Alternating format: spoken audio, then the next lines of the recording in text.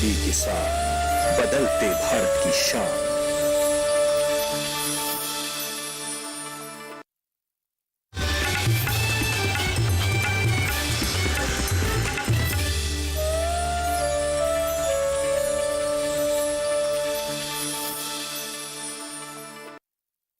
जय किसान, जय विज्ञान।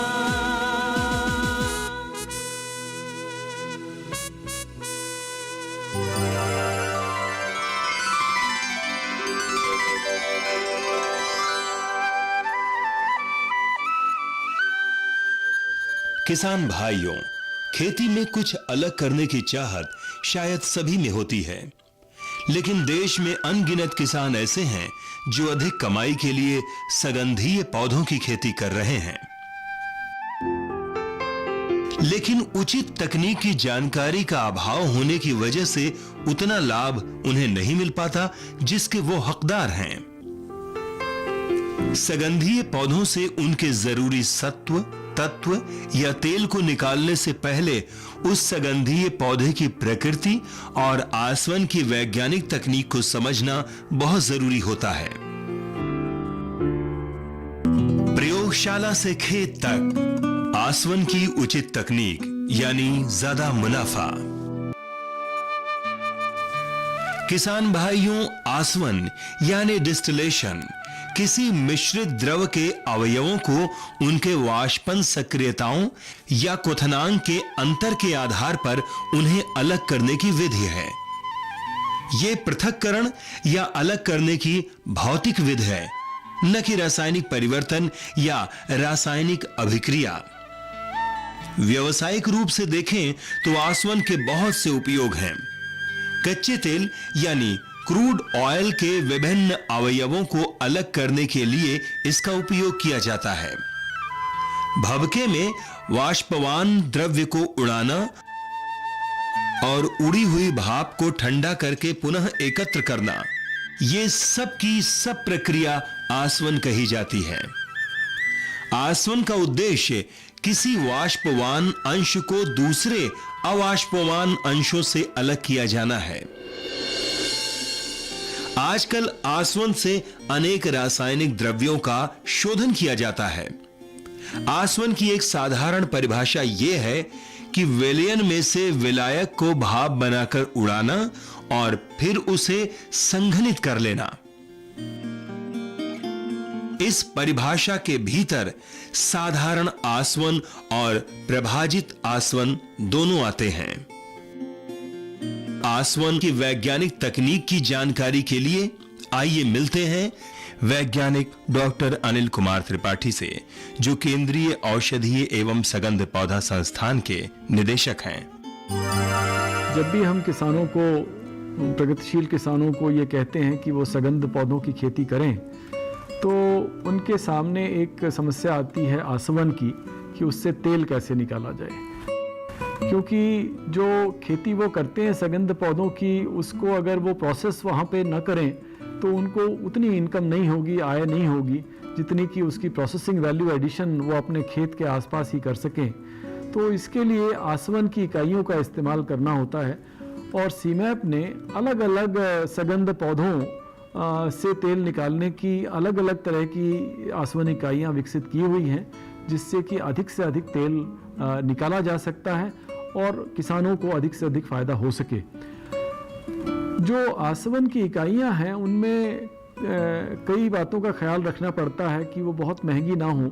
मुख्य रूप से हम लोगों का किसानों के साथ एक इंटरेक्शन, वार्तालाप होता रहता है, जिसमें हमें ये बार बार पता चलता है कि किसान भाई जो फैब्रिकेटर्स हैं, लोकल फैब्रिकेटर्स हैं, उनसे आसवन इकाइयों को खरीद लेते हैं, लेकिन उन आसवन इकाइयों में एक तो उनकी जो एफिशिएंसी है, क्षमता है, बहुत अच्छी नहीं होती है।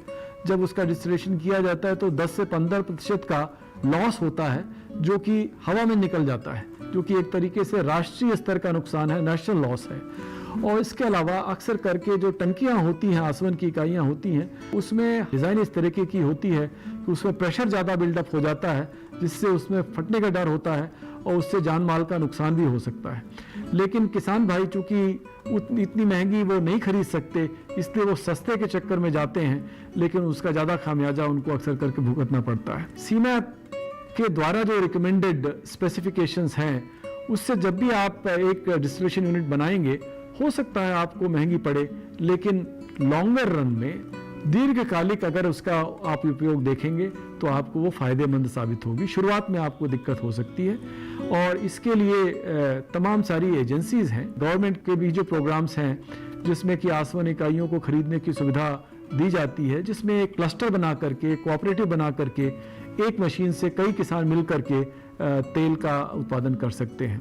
समय पर हमारे यहाँ जो ट्रेनिंग प्रोग्राम्स होते हैं उसमें भी इस तरह की जानकारी दी जाती है, और हम बहुत जल्दी ऐसे न्यूज़लेटर्स किसानों के लिए छापने वाले हैं, जिसके द्वारा आपको सगंध पौधों की खेती, उनके आसवन से संबंधी जानकारी आपको समय समय पर दी जाएगी। प्रयोगशालाओं और कारखानों में आसवन के लिए जिस उपकरण का प्रयोग किया जाता है, उसके मुख्य 3 अंग होते हैं: भभका, संघनित्र और ग्राही। भभके में वो मिश्रण रखा जाता है जिसमें से वाष्पवान अंश अलग करना होता है। ये भभके उपयोग के अनुसार कांच, तांबे, लोहे या मिट्टी के बने होते हैं। भभके में से उड़ी हुई भाप संघनित्र में पहुंचती है। सभी संघनित्रों का उद्देश्य यह होता है कि भाप जल्दी से जल्दी और पूरी ठंडी हो जाए। आसवन उपकरण का तीसरा अंग ग्राही है। ग्राही यानी वो पात्र जिसमें भाप के ठंडा हो जाने पर बना हुआ द्रव इकट्ठा किया जा सके। जय किसान, जय विज्ञान।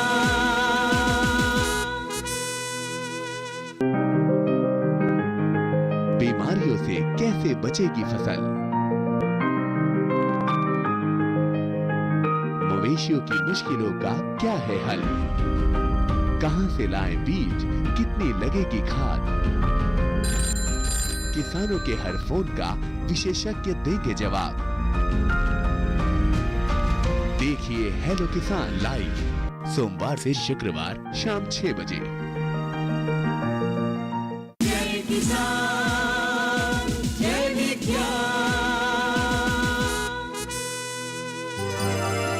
केंद्रीय औषधि और सगंध पौध संस्थान ने एक ऐसी मॉडल टंकी का निर्माण किया है जिनसे आसवन करने पर ईंधन या जलावन की बचत, समय की बचत, दुर्घटना की संभावना ना के बराबर होना और अधिक मात्रा में तेल मिलता है।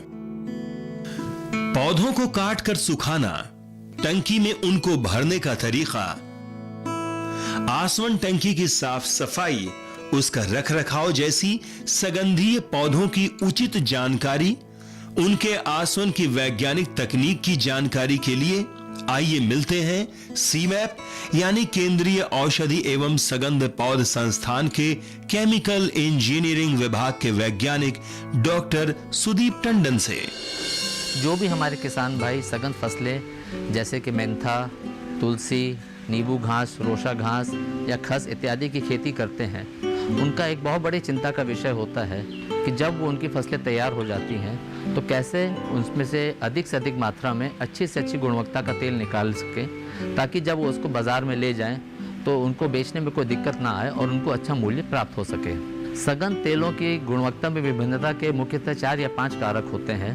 पहला कारक होता है एक सही कृषि तकनीक एवं सही प्रजाति या उसके सही प्लांटिंग मटेरियल। अच्छी प्रजाति, एक अच्छी प्लांटिंग मटेरियल एवं उसकी सही कृषि तकनीक अगर आप पालन करेंगे तो उसका भी असर सीधे आपकी तेल की गुणवत्ता पर पड़ता है।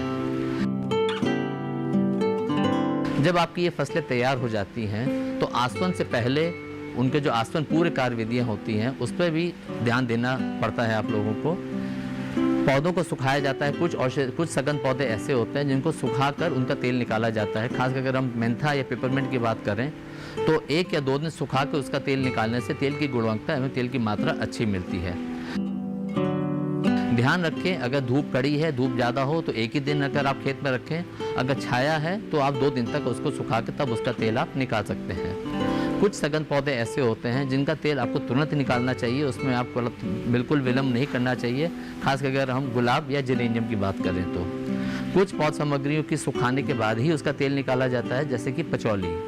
कुछ पौध सामग्री जैसे कि खस होता है, उसको अगर आप पानी में 10 से 12 घंटे, अगर आपकी पुरानी खस है तो 10 से 12 घंटे पानी में भिगोने के बाद उसका अगर आप आसवन टंकी में ले जाएं और तब उसका तेल निकालें तो तेल की गुणवत्ता, तेल की मात्रा अच्छी मिलती है एवं आसवन में समय भी कम मिलता है। दूसरा एक हमारा कारण जो हमारी गुणवत्ता में विभिन्नता लाता है वो एक होती है अच्छी आसवन टंकी। यूँ तो अगर आप जहाँ पे पेपरमेंट की खेती होती है तो देसी आसवन इकाई आपको काफ़ी लगातार देखने को मिलती हैं लगी हुई। तकनीकी दृष्टि से देखी जाए तो उस तरह की आसवन टंकी में वैसे हमारे किसान भाई तेल निकालते हैं, उसमें पेराई करते हैं, लेकिन उसमें अगर देखा जाए तो तेल की मात्रा कई बार हमको कम मिलती है, तेल की गुणवत्ता कई बार ख़राब मिलती है चूँकि वो अच्छी धातु से नहीं बना होता है एवं आसवन में समय भी अधिक लगता है। उसके अलावा एक बहुत बड़ा जो हमारे उसके साथ समस्या होती है कि वो काफ़ी असुरक्षित होती हैं। खास करके मेंथा की पराई के दौरान अखबारों में पढ़ने में आता है कि टंकी फटने से जान माल का नुकसान होता है। तो इन सब बातों को ध्यान में रखते हुए हमारे संस्थान सीमैप ने एक उन्नत आसवन इकाई का डिज़ाइन तैयार किया है, जिससे कि तेल की मात्रा अच्छी मिलती है, तेल की गुणवत्ता भी अच्छी बनी रहती है एवं पूर्णतः सुरक्षित होती है। इस टंकी में हमारा भाप बनने की क्षमता अधिक होती है, इसलिए तेल की मात्रा एवं गुणवत्ता एवं तेल का निकालने के लिए समय भी कम लगता है। चूँकि इसमें हमारा शेल एंड ट्यूब कंडेंसर का उपयोग करते हैं तो जो तेल का लॉस वो हमारा कम होता है। सुखाते समय आप लोग को ध्यान देना है कि हमेशा सघन पौधों को पतली परत में और ढेर लगा के कभी ना सुखाएं। टंकी में स्थानांतरित करने से पहले ध्यान रखें कि टंकी साफ़ होनी चाहिए और एवं उसके अंदर कोई भी गंदगी या जंग नहीं लगी होनी चाहिए। ध्यान रखें टंकी की सफाई करने के लिए सबसे आसान तरीका होता है स्टीमिंग द्वारा, यानी कि टंकी में पानी भर के उसको आप चलाइए 2 से 3 घंटे तक और भाप बनने दीजिए। उस भाप को आप कंडेंसर एवं ऑयल सेपरेटर से निकलने दीजिए जब तक कि उसकी सफाई ना हो जाए। कभी भी टंकी की सफाई निरमा या साबुन से या किसी और चीज़ से कभी ना करें। कभी भी टंकी के अंदर कोई इनामल या मोबिल ऑयल ना लगाएं, इससे तेल की गुणवत्ता आपकी खराब हो सकती है। टंकी में माल भरते समय हमेशा ध्यान रखें कि माल हमेशा दबा के ठसाठस भरना चाहिए। कोई भी रिक्त स्थान या कोई खाली स्थान उसके अंदर नहीं रहना चाहिए, जिससे भाप को निकलने का एक सरल रास्ता मिल जाए। ज़्यादातर जितने भी सघन पौधे अगर आपको बताए गए हैं, आपको नींबू घास या लेमन ग्रास या पेपरमिंट की बात करते हैं, उनको दबा के अच्छी तरह से भरना चाहिए। परंतु कुछ पौधे ऐसे होते हैं जिनको दबाने से आपको तेल की मात्रा कम भी मिल सकती है। जैसे कि हम खस की बात करते हैं तो खस को ज़्यादा दबा के ठसाठस नहीं भरना चाहिए, ऐसे जेरेनियम को भी ज़्यादा दबा के नहीं भरना चाहिए। टंकी चलाते समय भी कुछ मुख्य बिंदु होते हैं जिस पर आपको ध्यान रखना चाहिए कि जो कंडेंसर से, यानी कि जो ठंडा होने के पश्चात जो आपका द्रव वो निकल रहा है, तेल और पानी का मिश्रण निकल रहा है, वो हमेशा ठंडा निकलना चाहिए। उसको हाथ लगा के आपको देना चाहिए, वो गर्म नहीं होना चाहिए। अगर वो गर्म निकल रहा है यानी कि 30-35 डिग्री के ऊपर निकल रहा है तो आप ये जान लीजिए कि आपका तेल का नुकसान हो रहा है, तेल आपको कम मिलेगा। तो हमेशा ध्यान रखें, अगर आपके पास कॉयल कंडेंसर यानी कि स्पाइरल कंडेंसर अगर इस्तेमाल कर रहे हैं कॉयल वाला, जिसमें एक गोलाकार पाइप को पानी के अंदर डुबोया जाता है टंकी हौदी के अंदर, तो हौदी का पानी लगातार जल्दी से जल्दी 15 मिनट से आधे घंटे के बीच में उसको बदलते रहें, ताकि वो कंडेंसर से निकलने वाला जो हमारा पानी और तेल का मिश्रण है वो हमेशा ठंडा बना रहे। इस प्रकार जो हमको तेल प्राप्त होता है, कई बार उसमें थोड़ी बहुत नमी या गंदगी रह जाती है, उसको साफ करने के लिए अगर आप उसमें काले कण तैर रहे हैं या कुछ काले कण आ गए हैं तो उसको आप मार्किंग के कपड़े से छान लीजिए। अगर उसमें थोड़ा बहुत मॉइस्चर रह जाता है या उसके अंदर पानी रह जाता है तो उसके लिए एक कंपाउंड बाजार में मिलता है anhydrous sodium sulphate. Anhydrous sodium sulphate करीब 10 से 20 ग्राम प्रति लीटर के हिसाब से तेल में डाल के उसको आप 4 से 6 घंटे के लिए छोड़ दें। उसके बाद उसको मार्किंग के कपड़े से छान लीजिए तो तेल आपका साफ एवं पारदर्शी सर्व हो जाएगा। कई बार हमारे किसान भाई तेलों के अच्छे भाव तक इंतज़ार करने के लिए उसको स्टोर करके रख लेते हैं ड्रमों में, और जब उसको बेचने जाते हैं तो उसको देखते हैं कि तेल का रंग खराब हो गया, तेल काला पड़ गया है। इस तरह के तेल को संशोधन करने के लिए, साफ करने के लिए आपको तेल को टंकी में डाल के पुनः आस्वद करना पड़ता है, यानी कि उसी टंकी में आप पानी के साथ तेल को डाल के दोबारा आस्वन करें, तब आपको तेल साफ मिल जाएगा और तेल का कलर सही हो जाएगा। तेल का भंडारण करने के लिए कई तरह के बर्तन बाजार में मिलते हैं, लेकिन सबसे जो सुरक्षित बर्तन है जिसमें आपका तेल की गुणवत्ता अच्छी बनी रहती है वो होता है GI या गैल्वेनाइज्ड RM, जिसको हम वाइट शीट मेटल के ड्रम कहते हैं। इसमें आप सारे सुगंधित तेल को स्टोर कर सकते हैं। प्लास्टिक के ड्रमों में अगर आपको लंबे समय तक तेल को स्टोर करना हो तो प्लास्टिक के ड्रमों में ना रखें। कम मात्रा में तेल हो तो कांच की बोतलों में भी आप तेल को स्टोर कर सकते हैं। इत्र तैयार करने में भाप आसवन का प्रयोग किया जाता है। ज्यादातर सगंध पौधे जिनकी खेती किसान करते हैं उनका सत्व या तेल भाप आसवन विधि से ही निकाला जाता है।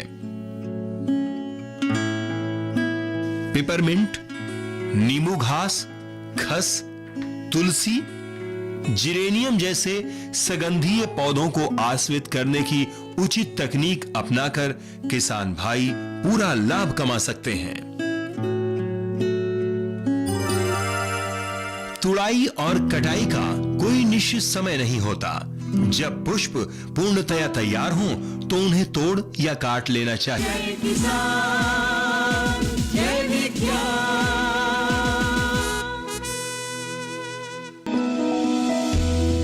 जानकारी जो किसानों के लिए हो लाभकारी, समस्याओं पर पड़ेगा समाधान भारी, कृषि की हर बात का ख्याल, कब कैसे की जाए बेहतर देखभाल, जानिए विशेषज्ञों के साथ, देखिए खेत खलिहान, सोमवार से शुक्रवार सुबह 7 बजे डीडी किसान पर। जय किसान, जय विज्ञान।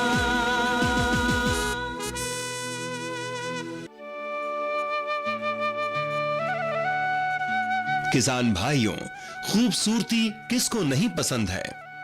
हमारे देश में घर, आंगन और काम करने की जगह को सजाकर रखना सदियों से चलता आ रहा है। दुनिया भर में न जाने कितनी जातियों के फूल पाए जाते हैं, लेकिन गुलदाउदी का कोई जवाब नहीं। इसकी मांग हर जगह और हमेशा रहती है। आज के समय में गुलदाउदी की वैज्ञानिक पद्धति से खेती करके किसान आम या पारंपरिक खेती की तुलना में कई गुना ज्यादा कमाई कर सकते हैं। जानकारी फसल की। गुलदाउदी पुष्प की उन्नत ऑर्गेनिक खेती।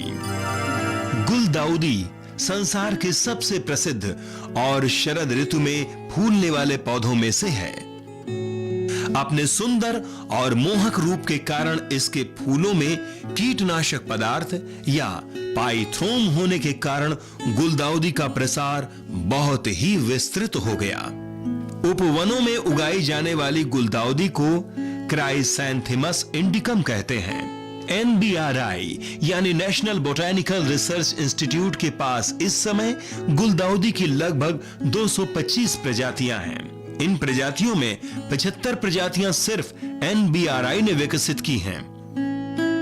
इन 75 प्रजातियों में 45 प्रजातियां गामा रेडिएशन और 30 प्रजातियां कृत्रिम तकनीक से विकसित की गई हैं। कृत्रिम तकनीक से विकसित प्रजातियां नवंबर से दिसंबर महीने के बीच फूल देती हैं, जबकि रेडिएशन तकनीक से विकसित प्रजातियां जनवरी के महीने में फूल देना शुरू करती हैं। मॉनसून की अनुपस्थिति में गुलदाउदी के पौधे को लगातार नमी की जरूरत होती है, इसलिए समय समय पर पानी जरूर देते रहना चाहिए। इस बात का ध्यान रखना चाहिए कि खेत या गमलों में पानी न रुकने पाए, नहीं तो पौधे खराब हो जाएंगे। गुलदाउदी की उन्नत प्रजातियों और इसकी खेती से जुड़ी अन्य बातों को जानने के लिए आइए चलते हैं NBRI के कृषि वैज्ञानिक डॉक्टर अरविंद जैन के पास। जैसा कि आप जानते हैं, गुलदाउदी एक भारत की एक बहुत ही शोभाकारी फसल है जो जिसका विश्व में इनफैक्ट दूसरा स्थान है, जो केवल गुलाब के बाद ही आता है। और भारत में गुलदाउदी की किस्मों का बहुत तेज़ी से उपयोग होता जा रहा है, चाहे वो कट फ्लावर की तरह इस्तेमाल हो या लूज़ फ्लावर में या वेनी में या बेड्स में। तो हमारा संस्थान की पीछे 40-50 साल से इसमें एक बहुत महत्वपूर्ण योगदान रहा है। पूरे भारत के अगर परिप्रेक्ष्य में बात करें तो जितनी वैरायटीज़ पाई जाती हैं उसका लगभग आधा भाग हमारे पास है। कुल मिला के 225 हमारे पास गुलदाउदी की विभिन्न किस्में हैं, जिसमें छोटी से लेके बड़ी तक सभी प्रकार की वैरायटीज़ हैं। छोटी वैरायटीज़ जिसमें नो पिंच नो स्टेक वाली वैरायटीज़ हैं, जिसमें आपको कोई पिंचिंग नहीं करनी पड़ती, आप जस्ट लगा दें कटिंग, वो अपने आप गमले में फैल जाती है। कुछ मीडियम साइज़ की हैं कट फ्लावर वगैरह के लिए, वो बहुत उपयोगी हैं। और लार्ज वैरायटी जो कि अति शोभनीय होती हैं, जिनका काफ़ी बड़ा फ्लावर हेड आता है और वो ऊंची भी होती हैं, उनका भी काफ़ी जो है प्रदर्शनियों में या बड़े बड़े संस्थानों में वो शोभा के लिए यूज़ की जाती हैं। तो हमारे संस्थान की भूमिका न केवल इसका संवर्धन और संरक्षण है, बल्कि हमारे संस्थान की भूमिका इसमें नई नई किस्मों को वैज्ञानिक रूप से बनाकर पेश करने की भी रही है। और हमारे संस्थान ने बहुत सारी पिछले 40-50 सालों में कई वैरायटीज़ ऐसी बनाई हैं जो संसार में और कहीं नहीं थी। जैसे कि ये वैरायटी है पूजा, ये नॉर्मल वैरायटी है पूजा, इसके नाम से जानी जाती है, बट इसमें हमने गामा रेडिएशन करके उससे हमने जो है एक नई वैरायटी का विकास किया है, जिसको केसर रखा गया है, NBRI केसर नाम इसका रखा गया है। इसी तरह से ये एक और वैरायटी है सुनील, और सुनील से गामा किरणों द्वारा आप ये देख सकते हैं कि इसमें कितने प्रकार की विभिन्न प्रकार की नई वैरायटी की किस्मों का विकास हो रहा है। ये वैरायटीज़ अभी रिलीज़ नहीं हुई हैं, ये आगे कुछ सालों में रिलीज़ होने की संभावना है। जैसे कि आप इसमें देख सकते हैं कि इसमें सिर्फ कलर चेंज हुआ है, रंग चेंज हुआ है, रंग परिवर्तन सिर्फ। इसमें रंग भी परिवर्तन हुआ है और साथ में इसमें पंखुड़ियों की शेप भी चेंज हुई है। तो ये रंग और शेप दोनों डिपिक्ट करता है। इस म्यूटेंट में जो है सिर्फ शेप चेंज हुई है पंखुड़ियों की, इसमें जो है कलर वही रहा है। तो हमारे पास डाइवर्स टाइप के विभिन्न प्रकार की नई नई किस्मों का विकास जो है इस गामा किरणों के माध्यम से हम संभव हो रहा है, और यही हमारे संस्थान की एक बहुत महत्वपूर्ण देन है। नॉर्मली गुलदाउदी का जो सीज़न है वो दिसंबर में, नवंबर दिसंबर में होता है, और जनवरी के पहले हफ्ते में अत्यधिक ठंड होने के कारण सारी गुलदाउदी जो है वो फूल उसके झड़ जाते हैं, पेरिश हो जाती हैं। बट ये जो वैरायटीज़ हैं ये सिर्फ जनवरी के माह में ही खिलती हैं, और जब सारी वैरायटीज़ सीज़न ख़त्म हो रहा होता है तब इनका ये पूरे ब्लूम पे होती हैं। हमारे संस्थान की जो भूमिका अनुसंधान में तो रही है, लेकिन हमारा ये भी प्रयत्न रहा है कि किसानों को किस तरह से ज़्यादा मदद दी जा सके और उनको किस तरह से इनकी जो प्रचलित किस्में हैं उनको उपलब्ध कराया जा सके। अगर आप व्यावसायिक स्तर पर जाने की बात सोचें तो बहुत ही कम पैसे में ये काम भी किया जा सकता है, बहुत ही कम जगह में भी किया जा सकता है। प्रायः मानसून के सीज़न में जब बारिश का आगमन होता है भारत भूभाग में, तो उस समय गुलदाउदी की कटिंग्स लेके उसको मोरंग में या बालू में जो है वो ईंटों के साथ बीच में लगाया जा सकता है और उसकी जड़ विकसित की जा सकती है, और बाद में उन जड़ युक्त शाखा ग्राभों को जो है बाजार में बेचा भी जा सकता है, जो कि एक जड़ युक्त कटिंग जो है वो करीब 6 से 8 रुपए की बिक जाती है। छोटे से ही एरिया में हज़ारों कटिंग्स लग जाती हैं, तो आप ये देख सकते हैं अगर एक कटिंग 8 रुपए की या 6 रुपए की बिकेगी, और एक अगर आप 1 मीटर बाई 1 मीटर में अगर आप 1000 कटिंग लगाते हैं तो इतने से एरिया से आपको 6 से 8 हज़ार रुपए तक की आय हो सकती है, और उसमें खर्च सिर्फ मोरंग और ईंटों का है। किसान भाइयों, गुलदाउदी की खेती पर भी अन्य फसलों की तरह कीट और रोग लग जाते हैं, जिनका समय पर उचित इलाज करना बहुत ही जरूरी हो जाता है।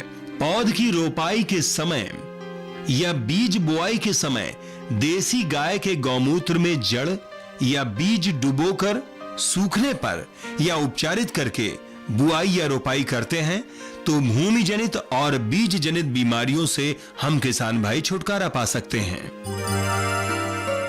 किसान भाइयों, तैयार गुलदाउदी बाजार में मुख्य रूप से 2 तरीकों से बेची जाती है। पहला डंडी युक्त पुष्प और दूसरा तरीका है बिना डंडी युक्त पुष्पों की बिक्री। तुड़ाई और कटाई का कोई निश्चित समय नहीं होता।